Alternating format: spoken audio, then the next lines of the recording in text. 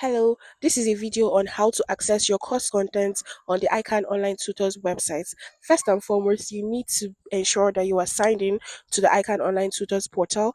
Click on the dashboard option at the top right of your screen and click on My Courses at the top left of your screen, and you would see all the courses that you enrolled for. You can click on the Start Now button to choose any of the courses you intend to start learning, after which you can leave us a review using the star rating beneath the Start Now option. After clicking Start Now, you can see that the course content contains different folders comprising of video lectures, lesson notes, quiz, and other resources.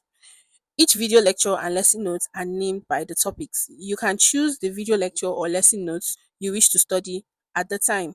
Also, there is a discussion forum where you get to write down your insights or questions for every course. This is how you can access your course content on the ICANN Online Tutors website.